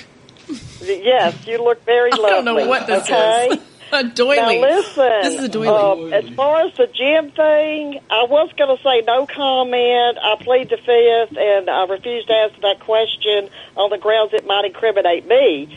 But anyway, I think he should call in, and I heartfelt deep hate to run, apology. Linda. We are up against the break. We'll be right back. Are you ready to go head-to-head with me? Well, good luck, because ready won't cut it. Be the readiest and give me your best shot at the Finebaum face-off at an SEC game near you. And before you step up, start your day with a free hearty breakfast at Holiday Inn Express. They're a proud sponsor of SEC football, and they look forward to helping you be the readiest. Holiday Inn Express, be the readiest. This week, tune in to the Paul Finebaum Show as I discuss the delicious taste of ice cold Dr. Pepper. Larry Culpepper? Hey, I'm in the middle of a promo. Sorry, Finey. The fans are craving so much Dr. Pepper, I thought I'd borrow some of your airtime. Security! Hey, look, whether you're watching college football or calling into some guy's radio show, Dr. Pepper makes college football that much sweeter. So head to your local Dollar General and grab some today. Can I have one of yours? Hey, we got a caller. You're on the Larry Culpepper Show with your host, Larry Culpepper. That's it. That's Dr. Pepper, the one fans crave. Glad you were with us. A lot of interesting developments today, but some good guests as well. Andy Staples, one of our favorites during this holiday season. Let's welcome in the one and only Andy Staples to our program. Andy, man, you just always pop up there. I do, and I'm glad I haven't been banned like Jim from Tuscaloosa, or is he not banned? I was trying to follow along. Did you vote in the poll, Andy? Because we have put this out to the people, because we don't want to be the ones making the decision here. The people are telling us, as of last check, 60-40 is the percentage of people wanting him to stay banned. He's been pretty mean to me through the years. Has he really? When I've come on. So, yeah, I have not voted yet, so my vote is still available to be bought. Breaking news. Oh. Early 50% of the precincts reporting. We are now getting to the bigger cities in the state. Jim is still not doing very well. I'm glad you had practice with this last week, Paul. By the way, just for the record, Andy, I voted earlier. I rode a horse to the polling. I hope your form was better than Roy Moore's. I mean, why would we think he was referring to Roy Moore? My goodness. Anyway, 2 hours until voting closes. So, Andy, as soon as you finish up, I'm fully expecting your vote to be cast. Well, I mean, I want to hear from Andy, Jim on Twitter. I want him to state his case. Come on, Jim, state your case. One last question before I get to the good stuff. Do you follow him on Twitter? No, I think I've muted him, so he may be stating his case, and I just may not hear it. You're missing some great stuff. I will unmute, but yeah, he called me some fairly nasty names through the years, so it's going to be hard to win my vote back. Hey, Andy, I didn't realize that, but I should have deducted that since you're a guest on this evil cesspool show, then you probably would come in for that criticism. Let me ask you about something else that's come in for a lot of criticism, and that's the early signing period. Where are you on all of the noise and what's going to happen this week? Usually anything the coaches hate, I assume is going to be better for the players. and all the coaches hate this. So I think it's probably better for most players. And most players are the guys that they've known where they wanted to go for a long time. They've been committed for a long time. They're not going to have any drama. They're not going to flip. They're just going to sign the paper and be happy and be done with it. And I think that probably applies to 75% of the guys that are going to sign. And you're going to see them sign this week, and they're going to be done and happy, and it'll all be, sunshine and lollipops. The interesting thing will be with the other 25%, because, what you've got here is everybody's got to show their cards. If you're a recruit and you've said you're committed to this school for the last 6 months, but you've been taking visits, well, they're going to send you a letter of intent. And if you don't send it back, guess what? You're not really committed. You didn't actually commit to them. And then flip side of that, if you committed to a school, they took your commitment, and all of a sudden, it's tomorrow afternoon and nobody sends you that letter of intent and you don't have that to sign on Wednesday morning, well, you didn't have a real offer. But at least in this case, you've got 5 more weeks to figure out what you want to do, whereas before, some of these conversations would happen 2 to 3 days before the February signing day, and everybody's spots are pretty much filled.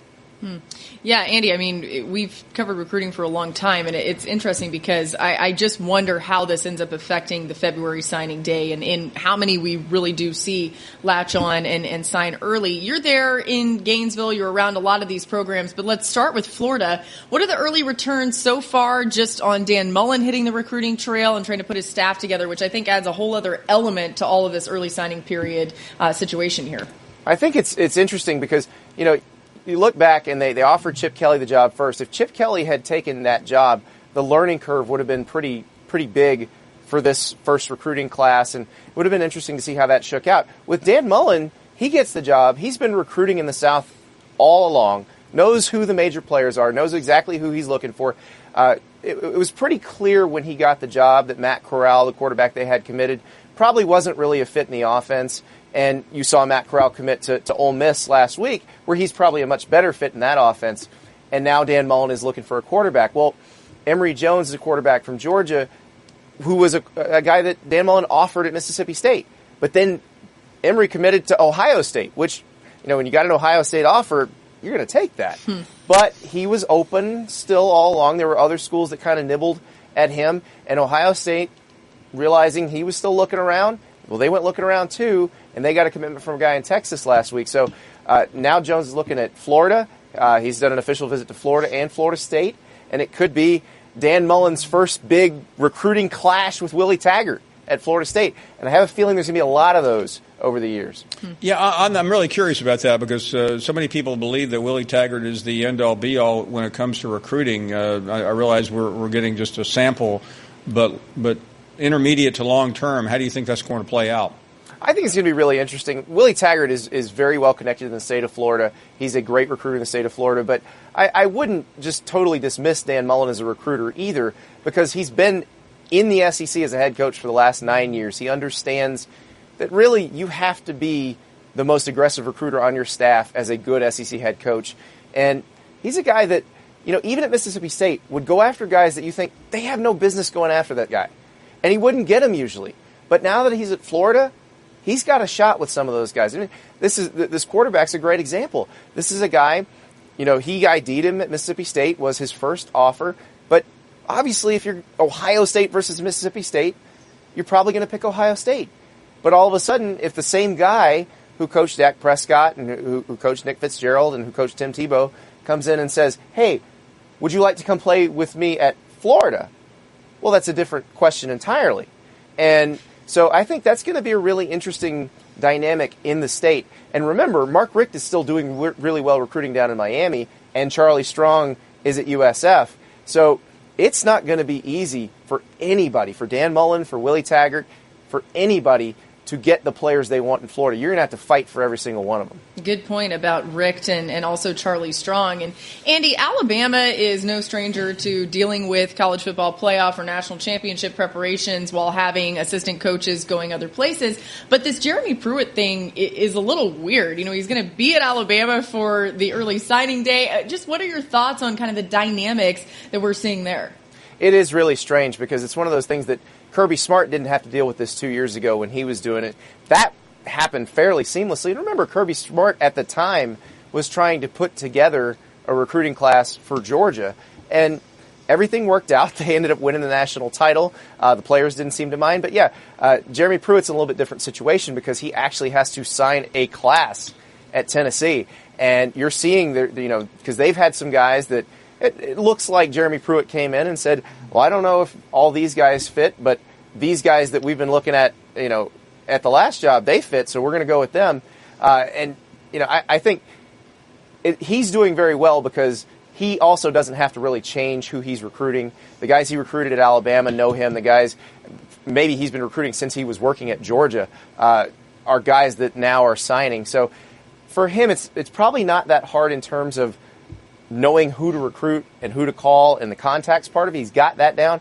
It's just juggling everything. But the thing is, once they get some guys signed, I think it gets a little easier. I think once he gets to New Orleans with Alabama, it's all Sugar Bowl all the time. There's a dead period through January. They can deal with the other stuff on the other side of the dead period. Andy, with all due respect, you're about as well known for being a foodie as you are a college football expert. So as we're counting down the days to Christmas, what's your favorite Christmas food? Okay, so I've started making this every Christmas dinner.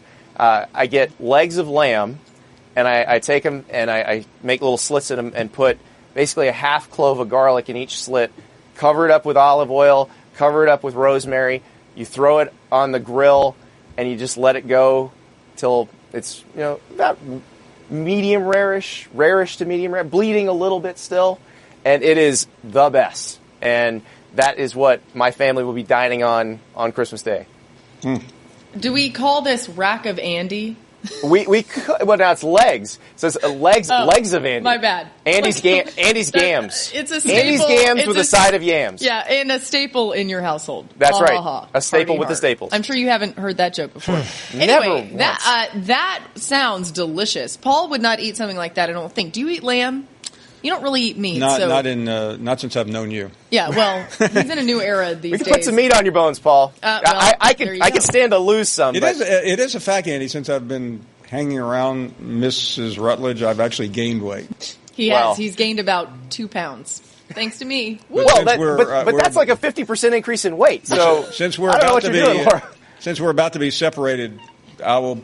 Next time I see you, I'll probably be much thinner. I'm going to have to, put some meat back on your bones. Hate to say it, but not seeing you has actually been positive for my health. You come eat with me and Booger McFarland just once, Paul. You're going to look like us. After just one meal. I spent every Sunday morning with Booger for the last 4 months, and that's another reason I've gained. Yeah, well, Booger eats really healthy, but he eats a lot. He does eat a lot. Booger texted me and said, "What bowl games are you going to?" I said, "Sugar and national title game." He said, "Oh, I'm going to both of those." So Booger and I are probably going to weigh about 400 pounds by the time. So he has looked over at me on Sunday while I'm eating what pretty much looks like bird food for breakfast. Cereal, and, dry. Yeah, that's his go-to. Andy, anyway, we will need to eat together at some of those games. We'll see you in New Orleans. Yes. Yeah, you no may problem. not, but I'll come hang out with you. Can't wait to get your restaurant list there.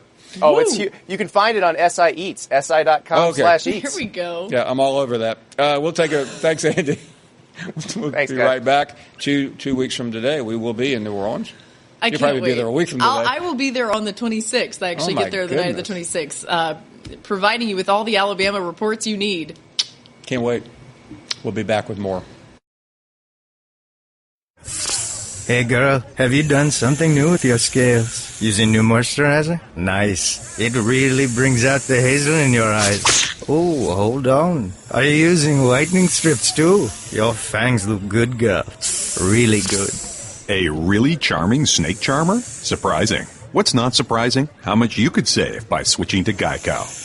Wait, what? Have you been doing Pilates too? Geico. 15 minutes could save you 15% or more. Welcome back. Man. Rich is in Atlanta, and you are next up. Hey, Rich. What's up, Jack? How you doing? Hey, Rich. Good, man. How are you? Hey, Jack, I'm going to weigh in. I'm going to be more Archbishop Marino than your boss, and I think that you ought to, I think because of the season, I think forgiveness is in order. Lift the ban? Yeah. Okay. But I think there should be a codicil. There should be a compromise. Codicil. What a great word. Rich is the best. Jack, thanks, Laura. Jack, I think the compromise should be Could you limit him to one call a day? Just like he can package all that's not acceptable. I will speak for him. That's not acceptable. Rich, I see where you're coming from, but Jim. So if it's more than one call a day, keep the ban. Well, what makes Jim great, Rich, is his obsessiveness and compulsiveness. Not for the rest of us, but if you say so, I didn't say cool. obsessive compulsive. I just said those are two separate things. Hey, right? I heard y'all talk about being in New Orleans. If UGA gets here with Alabama, will the show be at the Congress Center again? Oh, sure. Oh, yeah. No, the Paul Finebaum show. Yeah. I mean, we'll be there. I mean, I don't know. We don't plan. We don't plan that far in advance. Everyone just tells us where to go, but yeah, we will be there at some point. I bet it'll be the same place that we met you, though, Rich. Or I know Paul already knew you. The same place I met you. That's called C Hall, Laura. Yes, C Hall. I would think we would be there. Yeah, Rich. And Rich, by the way, I mean, obviously from your perspective, you hope we're there because Alabama's there, but we will be there if an SEC team is there. So there are two. Okay, great. And by the way, Rich, if an SEC team is not there, I will see you in Tahiti. Or Atlantis. I've been to Atlantis too, Jack. Did you go down the water slide there, Rich? The Atlantis is a cool place. Yeah. Yeah, it really is. And Jordan owns a house there too. Okay, it's a house. But he used to have that bridge suite, didn't he? I don't know. I mean, I have not been to the Atlantis in about 15 years. So no, you're right. He did have that. I'm pretty sure he did. Yeah. It's just really expensive. Hey, y'all, honest opinion. I could ask Michael. There's been a lot of chatter about the old Hoover coach. He's at Colquitt now, Ross Pros. There's a lot of chatter about him maybe going to Tennessee or Alabama. Do you think that's fair, and what kind of intrinsic value do you think a guy like that could bring to a college staff? Well, he's a very good coordinator. I mean, as a play caller, Rush is outstanding. I don't know whether or not he would do that, but I think Rush has always wanted to be a college coach. Yeah, I mean, it would be a monster raise, obviously. Yeah, I mean, I think he'd do it. I think his age and then his baggage. You think how much would his baggage come in play? His baggage is baggage. For those who don't know the story, he was living a dual life while the coach at Hoover High School. That Rich. By the way, there was a documentary done on him on ESPN, so it's not like I'm. No, it's out there. Right. Yeah, but Rich, that would be because I think otherwise, I think if that weren't the case, if it didn't have the baggage, I think he would already be out there and in the mix. Maybe already have one of these jobs. I do believe that's a great point. That's a great point, Laura. Rich, the only positive though is if there is a positive to having a dual life is that he owned up to it and he fell on the sword. That I'm not. A lot of people try that. Very few people get away, but that was part of that documentary, which I was interviewed for. Do you think honestly he could be an effective recruiter? I do. Yes. Yeah, he knows that area so well, and Rich, I mean, you know this in high school football, it's different, but there's a level of recruiting to it, and there's also a level of understanding the other side of the recruiting world. So if you're somebody who knows it from the high school side, I think you're even more effective of a recruiter from the college level. Right, and the last thing in the equation is that they did approve the 10th coach. So everybody gets to hire one more coach, so you would think that would be in his favor as well, right? Well, his relationship with Jeremy is pretty deep, so that's about I mean, I just don't know. I don't know what Jeremy Pruitt is thinking a lot. Hey, thanks for the call, Rich. I do appreciate it. Daryl is up next. What do you say, Daryl? Well, first of all, I never thought I would find a more obnoxious fan base in Florida. I think I found it in Oklahoma. I mean, I don't even know why Georgia's going to show up, Paul. Not the way they're talking. I mean, they beat Auburn last year. They beat Alabama in the Sugar Bowl. I don't know what any of that matters, but it matters to them. They act like they beat Alabama when it matters. I'm like, good heavens alive. They are talking more trash, okay, with their Heisman quarterback. I just cannot wait for the game to get here. We're not going to be able to block them on the offensive line. I think the coaches come out with a All-American team. Notre Dame had 2 offensive linemen on the All-American team, but we're not going to be able to block Oklahoma. We'll see. We'll see how it goes. Okay, let me say this. I think you should reinstate Jim. There's no doubt about it. And this is why. First of all, he got banned for the wrong reason, okay? It doesn't matter. people like you or not. It doesn't matter what you say as long as they're saying something. So I think that right there should count for something. Second of all, I think the host is a pretty smart guy. I think that he's smart enough to realize that you keep your friends close and your enemies closer, okay? Oh, great line. Oh, and I also Why think even that Laura's sitting so close to me right now? We are enemies. I think the host is smart enough to realize that it's a Nick Saban thing to do. Okay, Nick Saban. Listen, you know me. I don't get involved in this. I was about to say something. This back and forth between Jim and people. You know that. But it's the Paul Finebaum show, and that's where you get the last word on it. Let me say, I don't believe Paul. I've heard the host himself say many times on this show. Okay, I don't care what you say about me.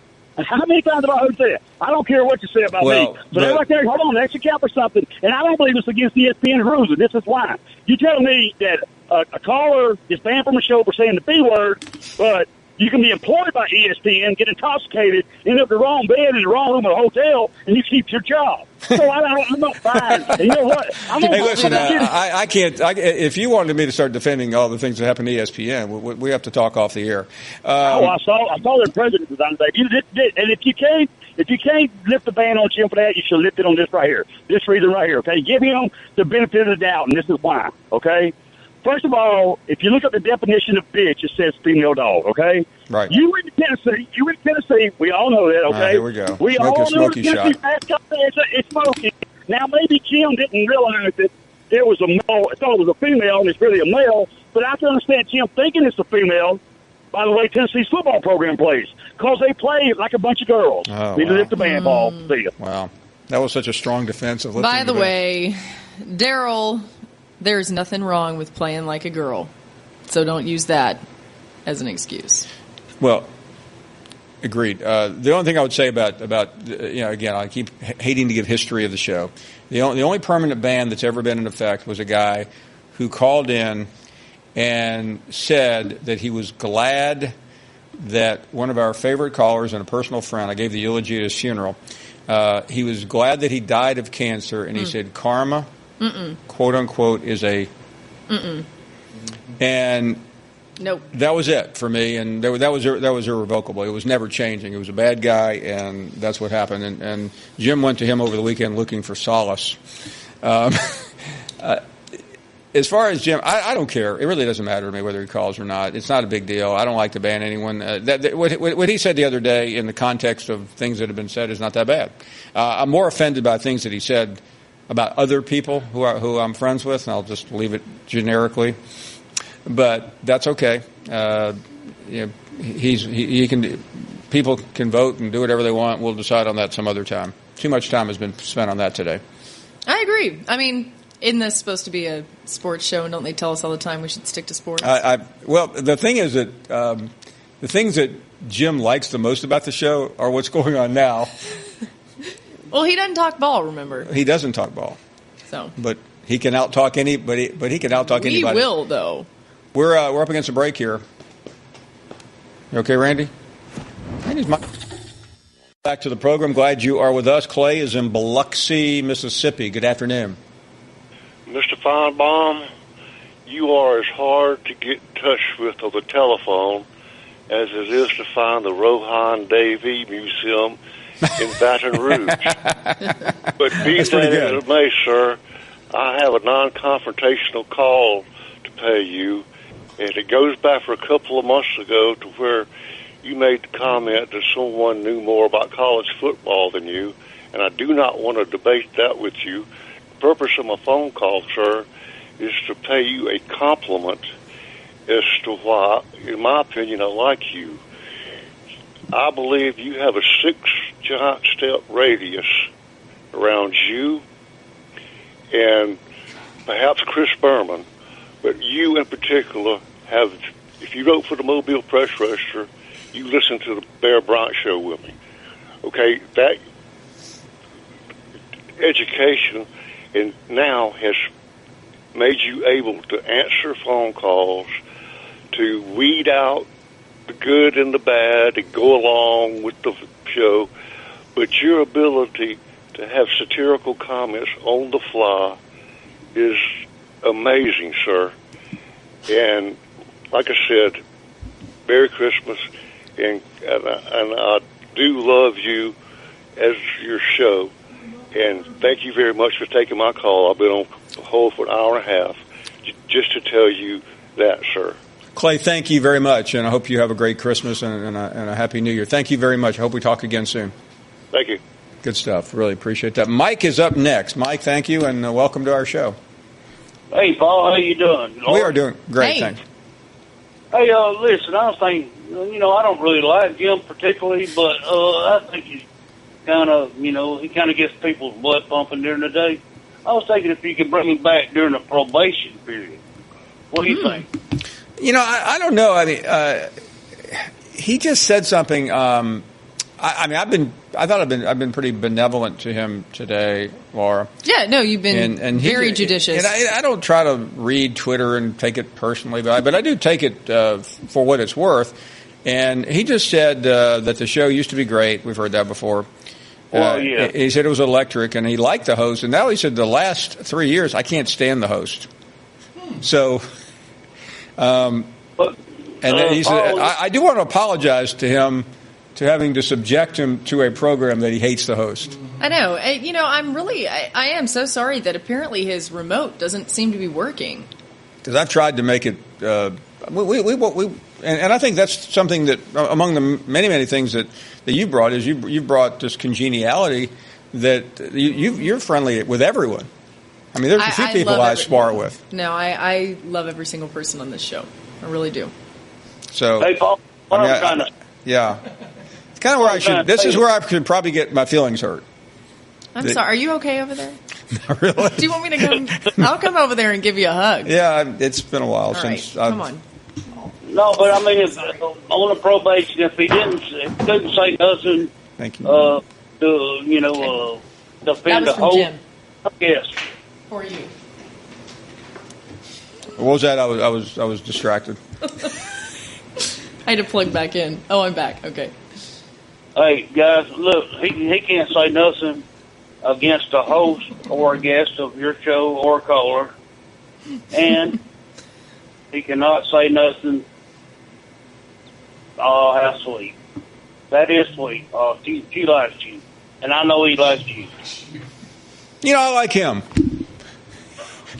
I'm talking about her.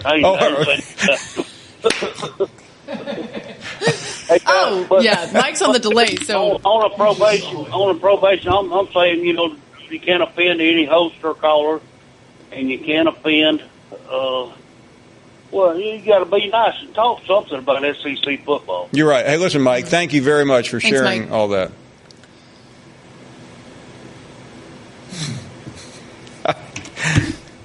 I wish Jim would call back in so we could be attacking him versus talking about him. Mike is up next in Macon, Georgia. Hey, Paul. How y'all doing today? We are great. Good. The reason I called was when Jim made his infamous call the other day, I was actually in the caller queue and had my phone on speakerphone, and thus my 10-year-old son and I were treated to an unfiltered version of Jim's call. And to me, though, even the words he used weren't that bad. I mean, it was bad. I'd prefer my little boy not to hear that, but he's not scarred for life or anything. But to me, it was the viciousness and the intensity that it was said. And that's really what bothered me. So, anyway, for what it's worth, I mean, I'm not for banning everybody. I can't throw any stones because I definitely have done my own sinning. But love your show and just wanted to offer up my opinion. Thank you very, very much. Appreciate it. Let's continue with more phone calls. It has been that kind of show. Colton is up next. Colton, go right ahead. Hey, Paul. How you doing today? We are doing great. That's good. What do you think about Shea Patterson from Ole Miss transferring to Michigan? Yeah, I don't blame him. Laura, you know Shea pretty well. Were you surprised?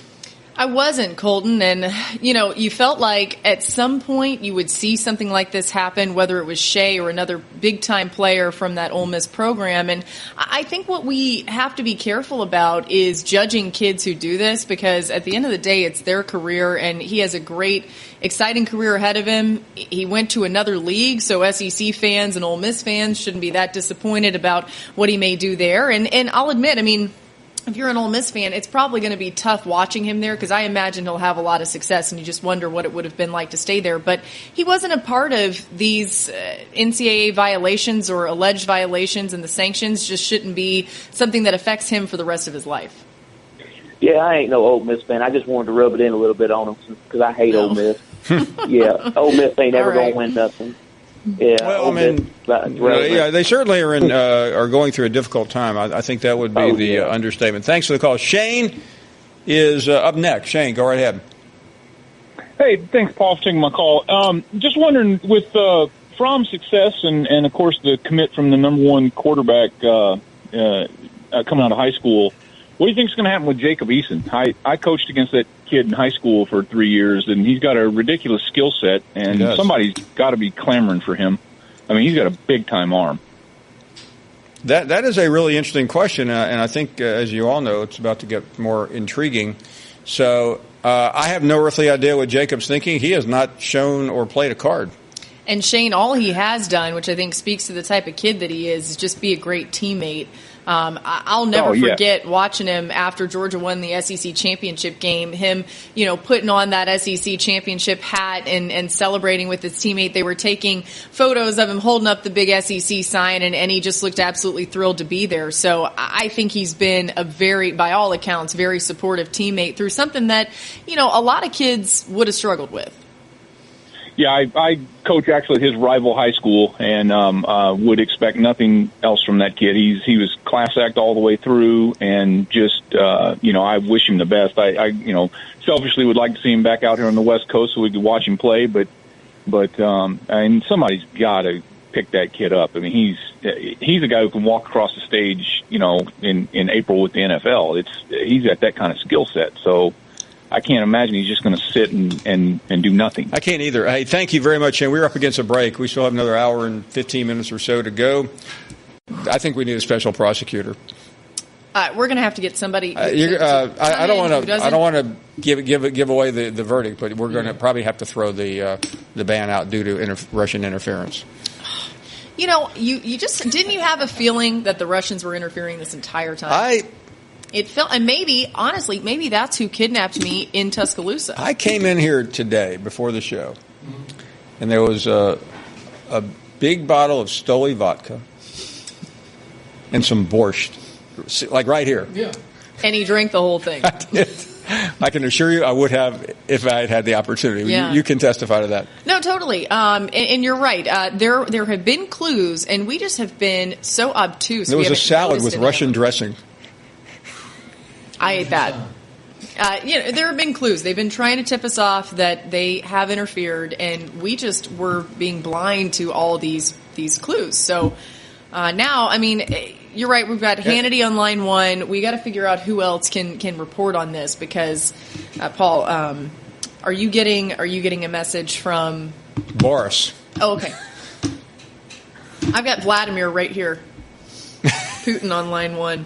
Liberty is up next. How are you, Liberty? How you doing, Paul? I haven't talked to you in years. Oh my goodness! Now, is this the Liberty that I used to love in Birmingham? The one and only Liberty Bell. You got her. Okay, Liberty. For this new audience here, because we have not talked to you in I don't know how many years. It's been a couple of years. I listen to you. I watch you on TV. So explain to everyone who you are. I'm the first Miss Gay Pride in Birmingham, Alabama, and probably the most talked about female impersonator in the Southeast. And just one mean old man now. But I still hit the boards once in a while. But I just didn't you once run for mayor of Birmingham? I ran for city council in District 3 in 2000. Okay, I did remember that. I ran against, I believe, Valerie Abbott. Because she's a friend of mine. She drives with me. She rides with me every year this year will be my 30th Gay Pride Parade here in Birmingham, and probably my last, because I think I've pretty much done enough. I remember it was the John Rocker thing that I called you on. Oh, yeah. Because he had come out. John Rocker, who used to, every time he used to come in from the, he was a pitcher for the Braves, a relief pitcher. Mm-hmm. Every time he would come in from the bullpen, they would play Twisted Sisters. What was the song? We're not going to take it. I can't remember what the name of the song was. No, I can't remember either. It was kind of a slap to him, but he kind of took it well. Yeah, and anyway, and he objected to it, and I really don't remember why. And then I ended up interviewing Dee Snider, who was the lead, the front man for Twisted Sister. We had this major blow up.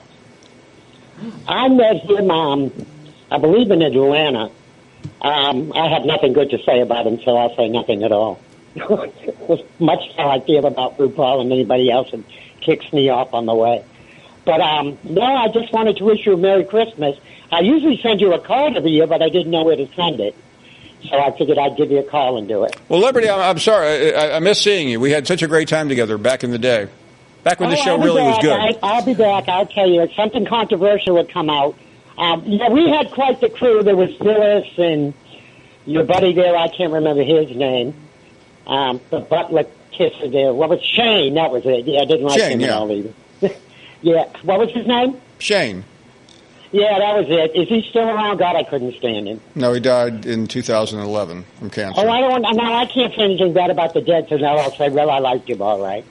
No, I had a cancer scare there for a while, but other than that, well, I am so happy that you're alive and well. Yes, I am. You still do? Are you still entertaining? Merry Christmas. And that woman that sits with you, she's absolutely gorgeous. Well, thank you, Liberty.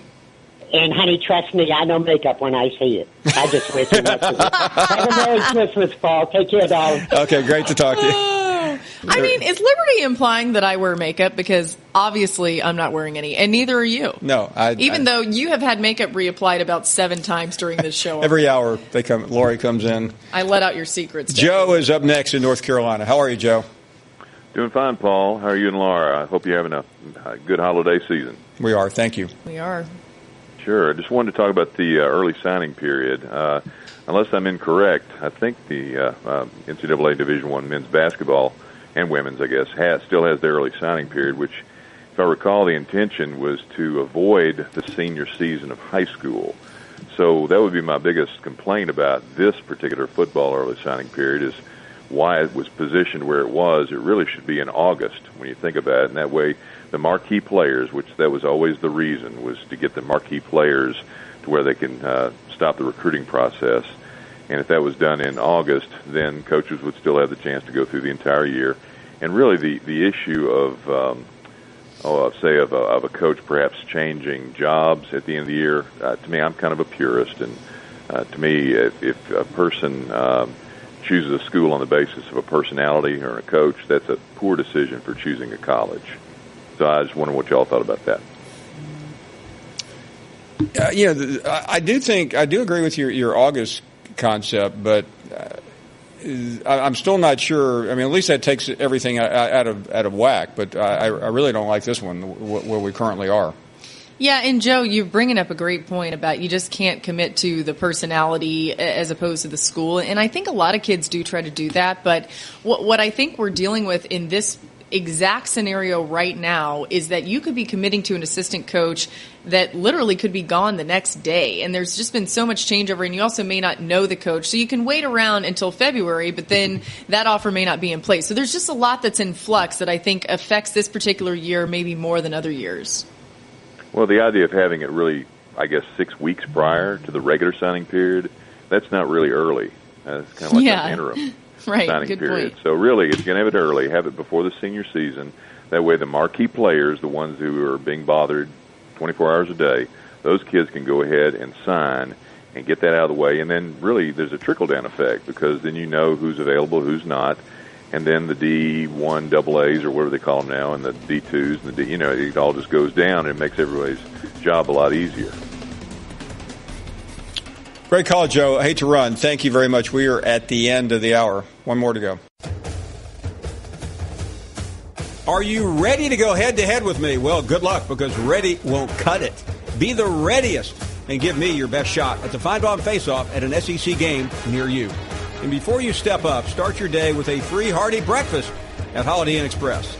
They're a proud sponsor of SEC football, and they look forward to helping you be the readiest. Holiday Inn Express, be the readiest.